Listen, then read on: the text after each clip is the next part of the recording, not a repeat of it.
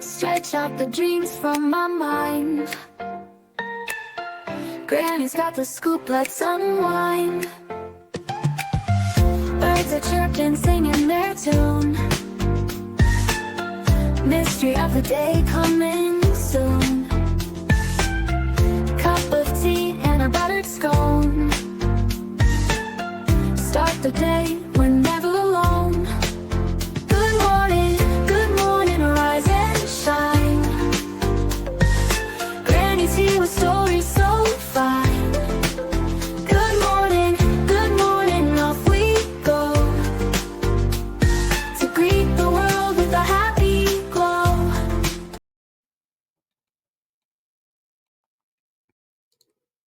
Good morning, everybody. I hope everyone is having a wonderful morning so far. Grab your coffee, your tea, your espresso, your cappuccino, your juice, whatever it is that you drink in the morning. Let's get started. Today we are talking about Evil Stepmom, Kimberly Sullivan. We've talked about her several times on our morning news clips, and I even did an extra video on her. She just doesn't quit, guys. Remember that she is accused of holding her stepson hostage for over 2 decades, 20 years, guys. The man is now 32 years old. He weighed 68 pounds when he was found the night he started a fire to get his freedom. Now, she was put on a GPS monitor because she was able to pay bond, right? She was put on a GPS monitor, but now she wants that monitor removed. So she's fighting with the judge about that. So remember that she pled not guilty, and everyone is considered innocent until proven guilty in a court of law. But let's go ahead. I'm going to share my screen. We're going to listen to what she has to say. Let's... Captive for 20 years, who is already free from custody as she awaits trial, wants her bond conditions loosened. Kimberly Sullivan wants her GPS monitor removed. Who else is in the house? Who else is in here? My stepson is in here. Her 32-year-old stepson weighed just 68 pounds when firefighters rescued him from their home in Waterbury, Connecticut in February. We're on the case presented by Law and Crime. I'm Chris Stewart.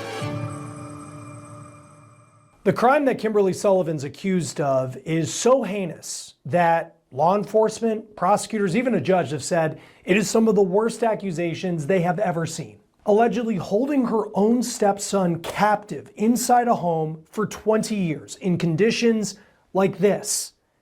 Restricting his food to the point where he weighed 70 pounds when he was rescued.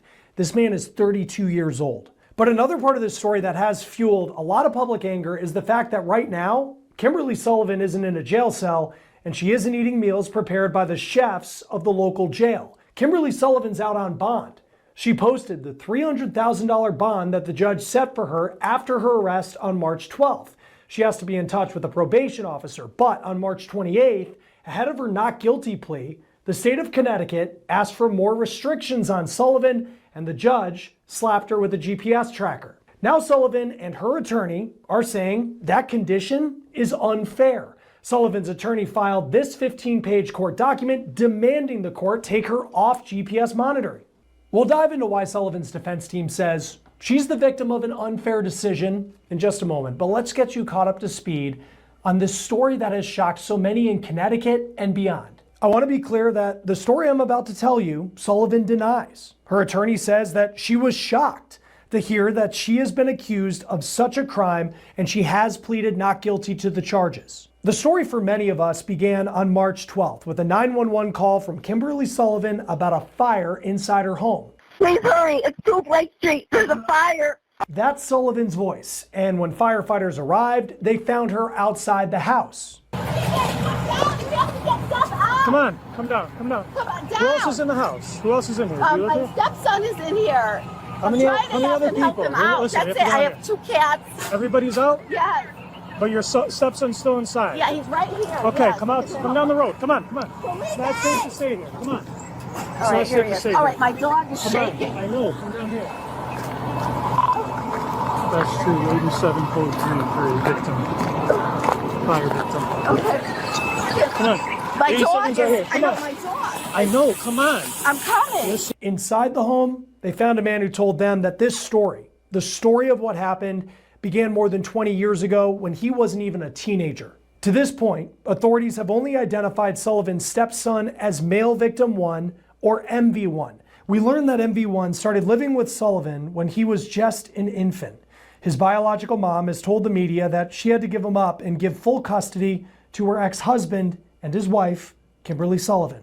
Pictures recently released by Waterbury police inside Sullivan's house shows the world that MV1 existed in for 2 decades. Sullivan allegedly pulled MV1 out of school in 2004 when he was just 12 years old. In court documents, MV1 told detectives that some of his earliest memories were sneaking out of his room at night to get food and water. And when it was found that he was doing that, he was locked in his room. He also allegedly recalls drinking from a toilet because he would only get 2 cups of water a day. He said as time went on that he would be let out of his room less. And he said he would have to go to the bathroom in a bottle or on newspaper. I want to thank our sponsor, Experian, for sponsoring this episode of On the Case. Experian can help you stay on top of your finances. April is, by the way, financially restricted, that he kept track of the years by listening to NASCAR races and University of Connecticut basketball on a radio. MV1 said, quote, "I've been kept a secret my entire life. The only time that he was allowed to have fun," he says, was on Halloween, and the last time he remembers going trick-or-treating, he dressed up as a firefighter. Sullivan has 2 adult daughters who also lived in that home for a period of time, but it doesn't appear that they were subjected to the same alleged conditions as MV1. Pictures from inside this house show a kitchen that appears to have food. MV1 says he started the fire on February 17th that brought firefighters to this house. He told detectives that he used printer paper, hand sanitizer, and a lighter to start it. He had read that hand sanitizer was flammable, and the lighter he said he got from his biological father, who police say was bound to a wheelchair and died in January 2024. These are images inside MV1's room where he allegedly started that fire that led to his freedom, and you can see the fire damage inside the house. And as you look here, this is allegedly the door to his room, and you see here a lock on the outside of the room where he says he was held captive by his stepmom. MV1 said that when the flames started, Sullivan unlocked his door before she ran outside.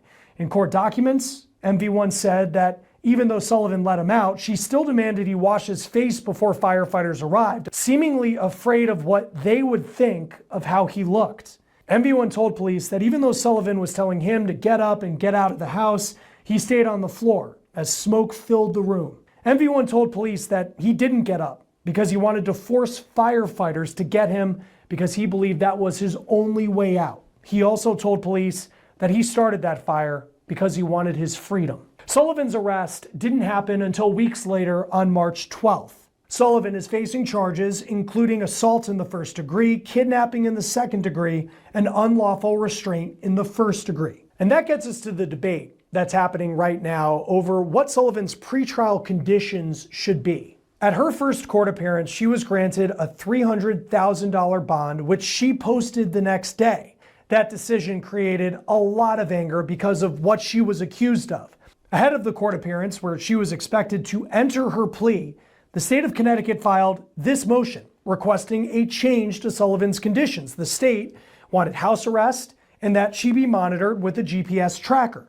The state claimed that they had new evidence in this case and new witnesses, and the prosecutor said that he personally spoke with MV1 in the hospital. This victim is afraid.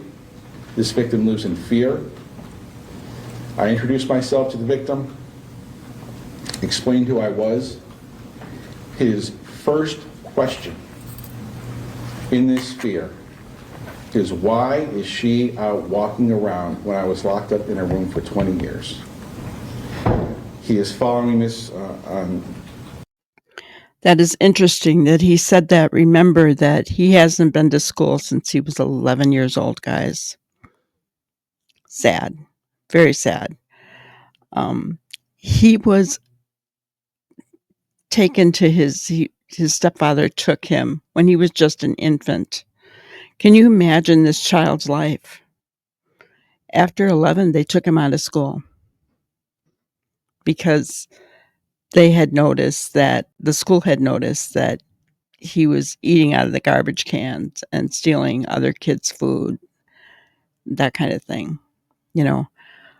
So the school knew something was wrong. Even the principal had reported it, and nothing was ever done. CPS went to the home a couple of times. It was clean, and they just never followed through with it. Now, this kid was taken out of school at 11 years old. How can that happen, guys, without being checked on? How can that happen? TV and social media, so he is aware of what's happening, and I say that because it would lead to his fear, based on all that the state is asking for those conditions. Sullivan's attorney argued that bond was already set and that she had been following the conditions the court put on her. We're now back seeking to add additional conditions. And I understand that the whole world wants to convict Ms. Sullivan, and the whole world already has. But this is the only place, the only room in this country where we have an opportunity to protect her rights. And as unpopular as that may seem, that's what's at issue here. Her rights, no one else's. When we talk about the constitutional rights in criminal law, they're to protect the accused, regardless of how unpopular it may be. So, Your Honor, I think it would be, respectfully, Your Honor, I think it would be a mistake to add conditions at this time. The judge decided that Sullivan did not have to be put on house arrest. He said that she's now living with one of her adult daughters, but he did say she would have to wear that GPS tracker. And that brings us to this petition that Sullivan's legal team has filed arguing against that decision. Sullivan's attorney argued that on March 13th, the judge decided $300,000 bond would be a fair amount for Sullivan. Sullivan's attorney pointed to her lack of criminal history, her lifelong residency in Waterbury, 12 years of education, and work history. The petition also notes a separate judge decided against GPS monitoring in that initial bail hearing. Sullivan's defense also notes that she's under what they consider intensive pretrial supervision as it is, and that she followed those orders for the 2 weeks until the state asked for tighter restrictions again, including home confinement and GPS in that motion we talked about. The state argued that things had changed since that initial bail hearing. They said Sullivan was a flight risk because she could face a long time in prison, and the state said new witnesses came forward, including a friend of Sullivan's, who said that in the more than 20 years that she knew her, she never allegedly talked about a stepson or let her inside that home. On top of that, MV1 told the prosecutor that he was afraid of Sullivan and asked why she was free when he was in the hospital and allegedly held captive by her for 20 years. Sullivan's team notes that even with those statements from the prosecutor, the state didn't present new evidence or provide any new testimony from a witness in that hearing. In bold letters, Sullivan's legal team says, quote, "The trial court, by modifying the defendant's conditions of release without the state demonstrating that she violated a condition or that the existing conditions were inadequate, deprived her of constitutional due process and infringed upon her right to bail." And, quote, "The trial court abused its discretion when it imposed a condition of GPS monitoring on the defendant because it was not necessary to ensure her presence in court or to protect the public." Sullivan is expected in court next on April 22nd for a pretrial hearing. Joining us now is criminal defense attorney and legal commentator Natalie Whittingham-Burrell. Always great to have you on Law and Crime. Thanks for taking the time to be with us. You look at this petition that Kimberly Sullivan's defense team has put forward, asking that she be removed from a GPS tracker. How strong of an argument do they have for that actually to happen? So it's a complex analysis when it comes to pretrial release. And so it's hard to say what's weak or what's strong. However, by looking at the statute, there is a favor in their jurisdiction towards release, as long as they can release her under the least restrictive means. But there's a really good argument from the prosecution that the prosecution will advance that she's already under the least restrictive means for release. She's on a GPS monitor, she is free, and she's out in society. They just want to know where she's going and where she is. And so I think it's asking a bit much to take her off the GPS monitor, because it seems like the court already did a very measured analysis of flight risk versus dangerousness to the community. Yeah, and she's facing some, I mean, it's been noted, very horrific allegations. And if she's convicted, it's likely she'll spend a long time in prison. But when she was first arraigned, her bail was set at $300,000 and she was able to post that. And so her defense is arguing that nothing really has changed since that moment. Typically in these types of cases, how much does that factor into this decision long term, where you did have this judge in the beginning that looked at the lack of criminal history, looked at the fact she had lived in Waterbury for a long time, and said $300,000 is a fair amount?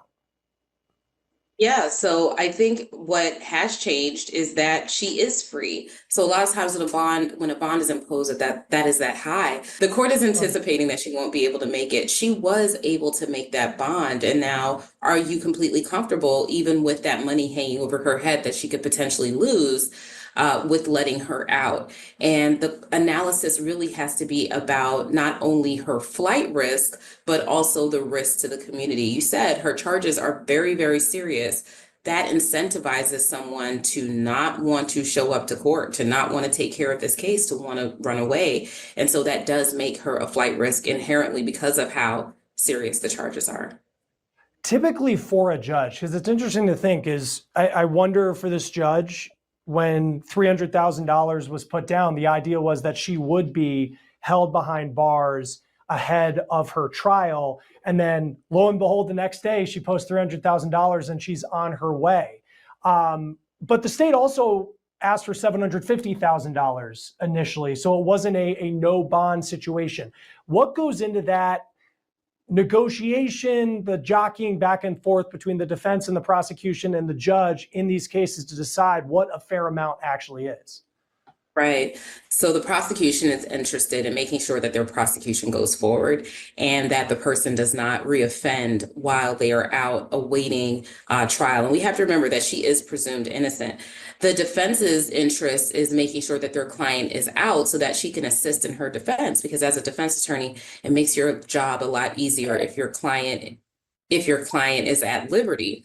However, the judge's responsibility is to look at both sides of that and make a fair decision, understanding that the default position is that this person is innocent. They have not been convicted yet. And so pretrial detention is not to punish a person in anticipation of them being convicted, but simply to assure their appearance at trial and the safety of the community. So that's why sometimes the judge will come somewhere in the middle between what the prosecution is asking for and what the defense is asking for. So literally, the judge met them halfway. Prosecution's asking for $750, defense is asking to just release her, and the judge meets halfway at $300,000.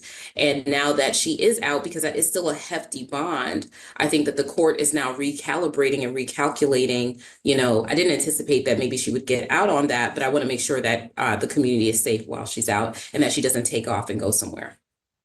For people who have not personally dealt with having to post a bond, when it's $300,000, how much does she actually have to put forward to be able to get out like she did? Right. So usually if it's $300,000 at 100%, most people will contact a bail bondsman. They'll pay about 10% of that amount. In rare cases, some bondsmen allow 1%, but it's 1 to 10%. It's usually 10% of that amount to the bondsman. And then the bondsman puts up the rest of the money. And then as long as they appear in court, the bondsman will get their money back and the person will get their deposit back at the conclusion of the case. Another possibility is that the court themselves can impose a percentage. So something that frequently happens in my jurisdiction is, super hypothetically speaking, $1 million bond at 10%. They only have to put up 10% of that $1 million to the court to ensure their appearance. But if you can't secure a bondsman, because not every bondsman will take you on, then you have to pay all of that money yourself. In her defense seems to, through this petition and the times that she's been in court, they harp on the fact that she does not have a criminal record. She's in her 50s. So from the eyes of the law, she's never been in trouble for the 50 plus years that she's been alive. And she's lived in Waterbury, Connecticut her entire life. So you have no criminal record, lifelong resident, ties to the community. And on one hand, you have that argument from the defense. On the other, you could say that about a lot of people who are committed of crimes, that they've lived in the same place forever. She went to school for 12 years, so it doesn't appear she went to college. How much does that actually matter when really you could say that about a lot of people who end up in front of a judge? Yeah, it actually matters a lot because there's two big overriding factors: dangerousness to the community and flight risk. You want to make sure the person doesn't hurt anyone while they're out. You want to make sure they don't take off, they come back to court.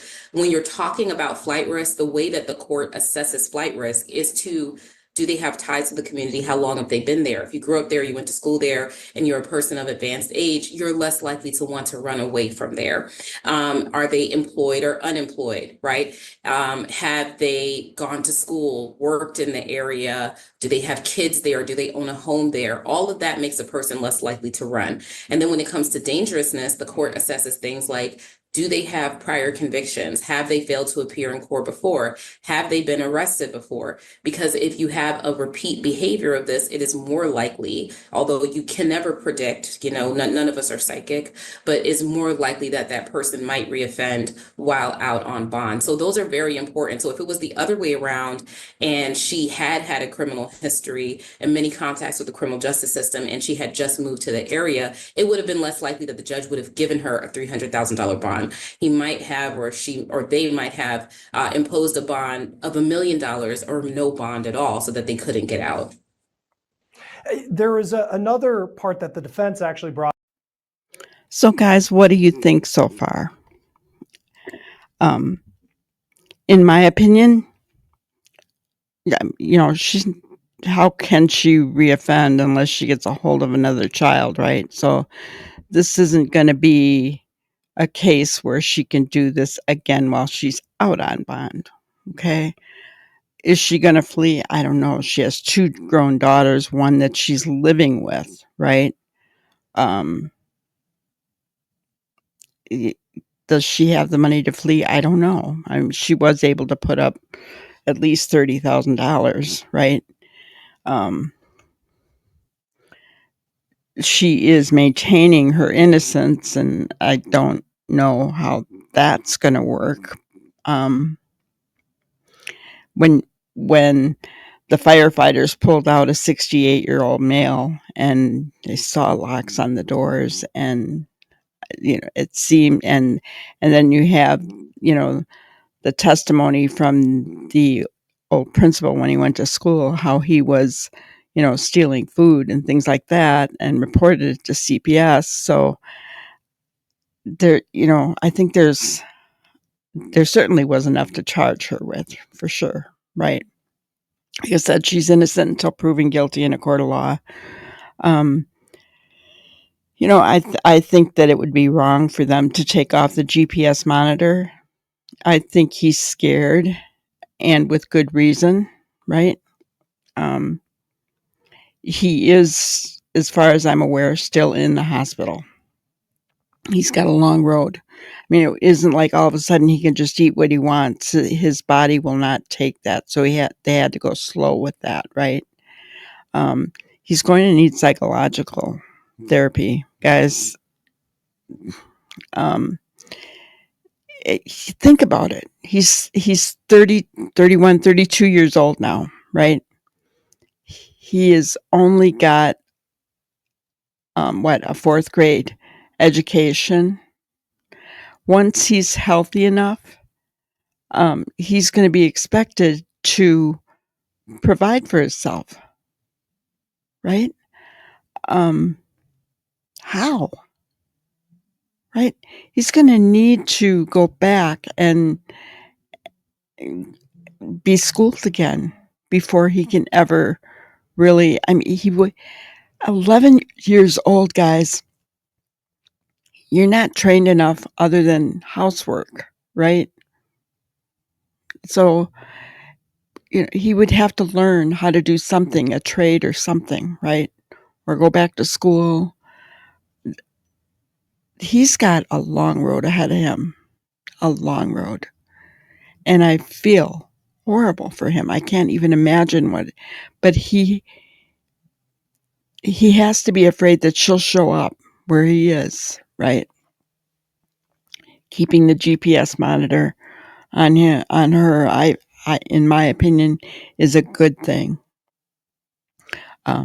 Tell me what you think. Let me know in the comments. I do have the link for this video in the description below, so you can watch the rest of it if you'd like.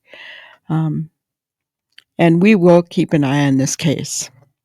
Everyone has shown their interest in the evil stepmom, right? So I want to thank you guys. Please hit the like button on your way out. Hit subscribe and ring the bell. That way you're notified whenever we do go live, which is most nights at 5 p.m. Central Time. Have a great, great day, guys. Thanks so much. Thank you for watching another episode of Granny's Crime Busters. We really appreciate each and every one of you. Don't forget to subscribe and like and even share the content. You can follow us on any of our other social media platforms at YouTube, Twitter, Instagram, Facebook, and TikTok. We really appreciate you guys, and you can also email us at grannyscrimebusters@gmail.com. Thank you so much, and we will see you on the next one. Thanks, guys.